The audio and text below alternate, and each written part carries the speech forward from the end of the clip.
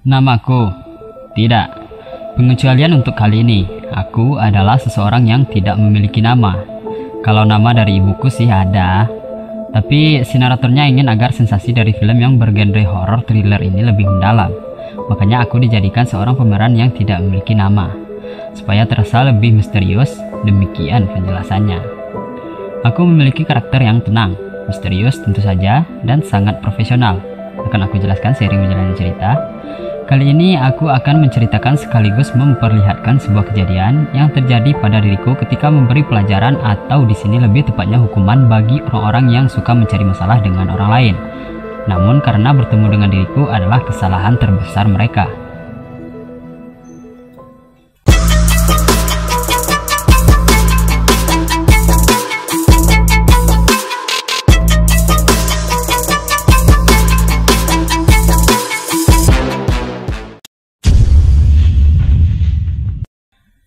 Sebelum kita mulai, kita beri mukadimah terlebih dahulu untuk video kali ini, di mana terlihat seorang wanita yang berlarian dengan kondisi psikis yang terlihat sangat ketakutan, seperti dikejar sesuatu namun tidak terlihat entah itu manusia, binatang, hantu, atau makhluk lainnya. Namun ini masih menjadi teka-teki bagi kita semua. Tiba-tiba ia tertangkap sebuah jebakan yang mengakibatkan ia terikat dalam posisi tergantung. Namun dalam posisi yang demikian, ia sempatkan memahat sebuah kayu dengan menuliskan kata-kata Emma Alif. Dan selepas itu, ia pun menghilang. Sekarang kita masuk ke dalam cerita. Aku dan kekasihku yang bernama Dek Betty sedang melakukan perjalanan yang cukup jauh. Namun di sini terlihat kekasihku ini terlihat murung. Aku tak tahu apa sebabnya. Mungkin karena ia kurang puas tadi malam, bisa jadi. Karena telah berkendara cukup lama, kami pun memutuskan untuk berhenti agar dapat beristirahat. Dan kami pun berhenti di sebuah penginapan untuk menginap sekitar semalam. Di sini aku bertemu dengan si pemilik penginapan yang sedikit SKSD yang membuat aku merasa kurang nyaman. Namun aku abaikan saja karena ia tidak begitu mengganggu. Di dalam kamar hotel, saat Dek Betty selesai mandi, kami melihat sebuah berita tentang seorang wanita yang hilang secara misterius. Wanita yang aku ceritakan saat mukadimah tadi. Yang kami rasa ia cukup pintar dapat meninggalkan jejak dengan mengukir pohon sebelum ia menghilang. Lalu aku menyuruh Dek Betty membuka handuknya. Di sana terlihat sebuah bekas luka di area sekitaran ginjalnya. Namun itu bukanlah luka karena ia menjual ginjalnya ya, bukan. Luka tersebut adalah perbuatanku yang akan aku jelaskan nanti di akhir cerita. Lanjut. Lalu kami pun, udah sama tahu kok. Handuknya udah kebuka, ya ngapain lagi? Yang penting sensor dulu biar nggak dolar kuning. Ah, mantap. Bangsat kau.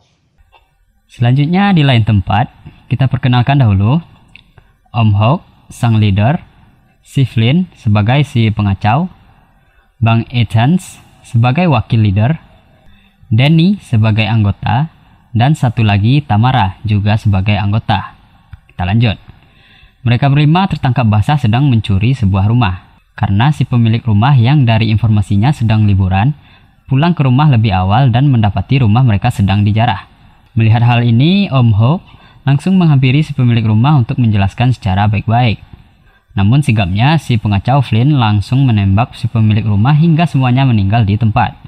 Om Hawk dan anggota lainnya langsung panik dan menyalahkan si Flynn atas perbuatannya, hingga akhirnya Om Hawk membatalkan misi mereka dan meninggalkan jarahannya tersebut.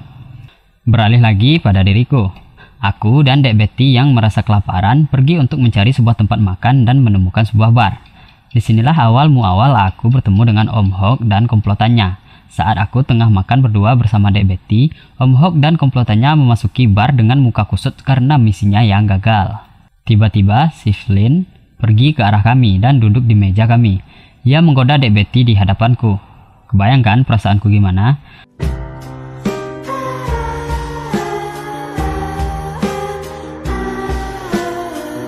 Seakan-akan ia ingin mencari masalah denganku. Udah gatal tanganku rasanya ingin mencocolkan pisau ini ke mulutnya yang gak pernah sekolah itu. Namun Dek Betty mencegahku. Ia belum tahu berurusan dengan siapa. Ya namaku aja gak ada. Ya dia nggak bakalan tahu berurusan sama siapa kan? Namun sebelum kesabaranku mulai habis, Om Hok datang dan meminta maaf kepada kami atas tingkah anak buahnya yang tidak pernah sekolah itu. Lalu mereka pun pergi.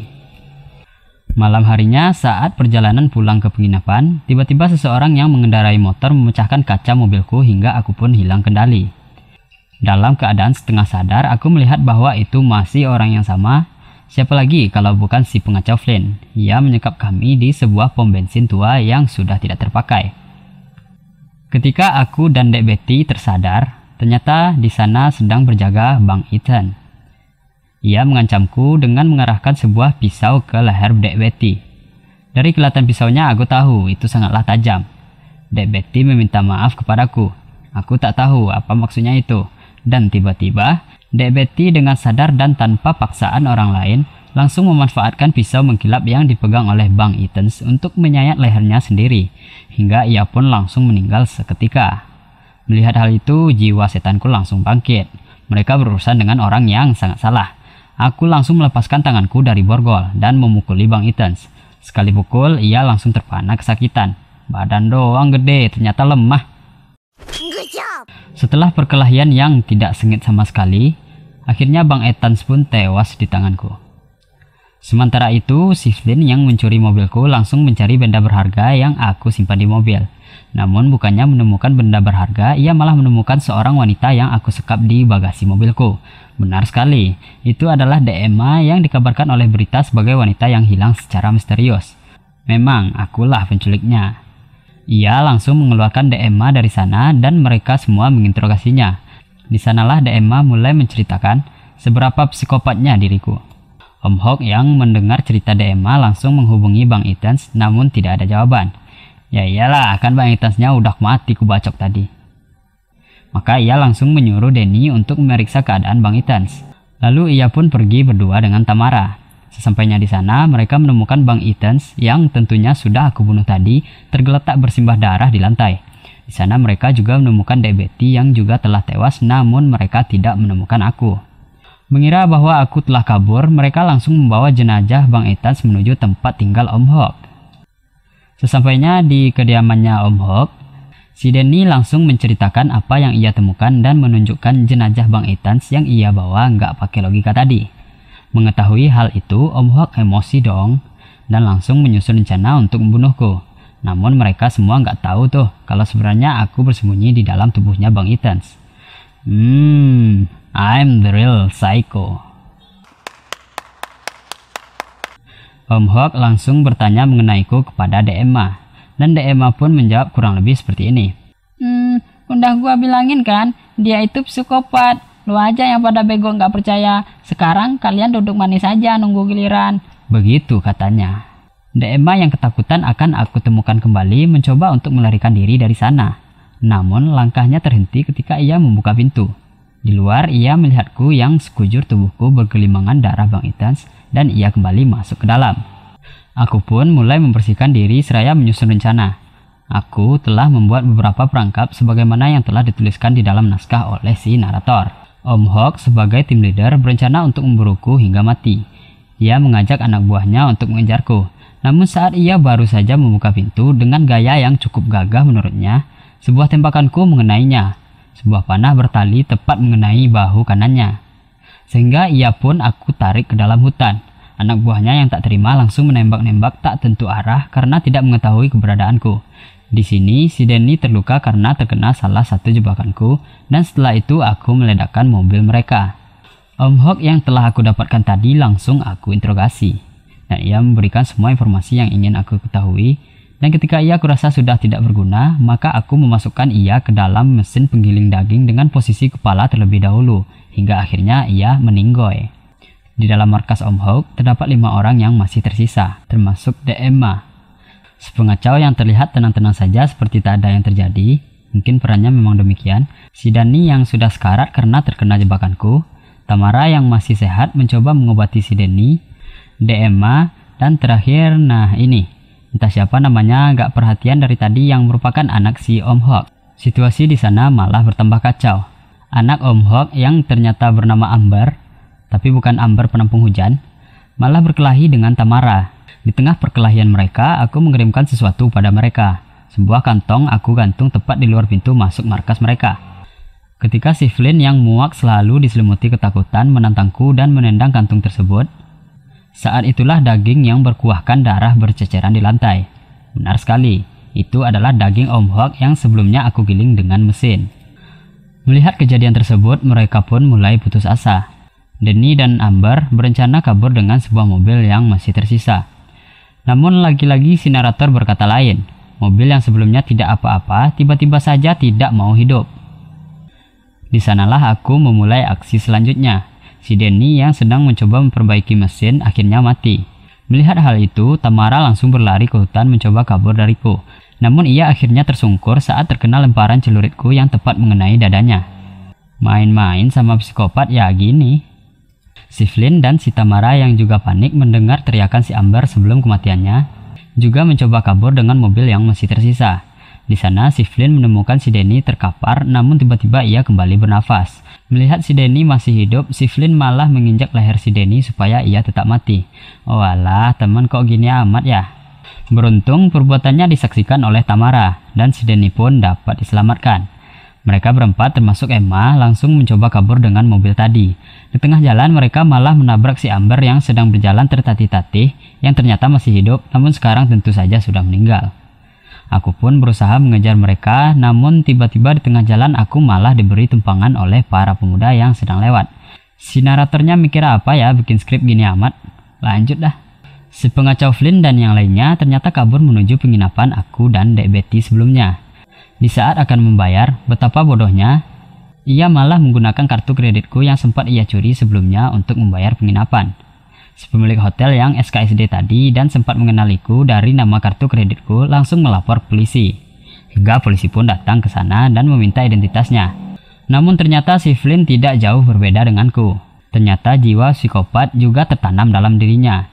Ia langsung menembak kepala si polisi tersebut tanpa rasa bersalah sedikit pun.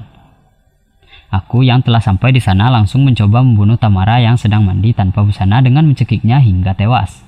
Namun suara tembakan si Flynn menghentikanku, lalu aku mengikat tubuh Tamara di kamar mandi. Si Flynn dan Emma yang tidak tahu apa yang aku lakukan langsung memanggil Tamara ke kamar mandi untuk diajak kabur. Tapi mereka hanya menemukan Tamara yang sedang terikat. Namun tiba-tiba Tamara bernafas kembali yang mengakibatkan si Flynn kaget. Spontanitas ia langsung menembak Tamara dengan pistol yang digenggamnya hingga tewas. Buset nih orang, lama-lama kalah nih psikopat gua sama nih orang. Di saat mereka berada di luar, aku langsung menabrak si Flynn dengan sebuah mobil hingga ia terkapar. Emma yang memegang pistol di tangannya langsung memberondongiku dengan beberapa tembakan. Namun dengan jurus mengelakku yang sangat lihai, tak satupun tembakannya mengenaiku. Lalu ia pun kabur. Di saat aku berhasil mengejarnya, ia pun mulai memberontak. Ia memukuliku dengan sebatang besi, namun aku tak melawan sedikit pun. Namanya juga wanita. Jangan dilawan bos. Namun tiba-tiba si pengacau datang dan berhasil menembak rompi anti peluruku. Di sanalah terjadi perkelahian antara aku dan dia yang tentu saja akulah pemenangnya. Namun tiba-tiba Emma menodongku dengan sebuah shotgun. Tapi rupanya ia tak sanggup menembakku. Lalu aku pun menusuk luka yang ada di sekitaran ginjalnya seperti luka pada Dek Betty yang aku jelaskan tadi. Dan mengambil alat pelacak yang aku tanam sebelumnya. Setelah itu ia pun mulai tak sadarkan diri. Dari sana aku mulai membunuh si Flynn dengan menembak kepalanya. Si pemilik penginapan yang entah kenapa juga ada di lokasi juga langsung kubunuh karena mengetahui namaku yang sebenarnya tidak ada. Satu orang lagi yang terlupa, si Denny yang masih hidup sebelumnya ternyata sampai di rumah sakit. Di sana ia juga aku bunuh karena harus sesuai dengan judul film ini, No One Lives. Dan akhirnya Emma pun ditemukan dan dilarikan ke rumah sakit. Maka itulah kisahku yang memberikan hukuman pada para berandalan yang berani mengusik hidupku, yang tentunya adalah seorang psikopat. Dan inilah aku, tidak seorang pun yang mengenalku, karena aku adalah seseorang tanpa nama.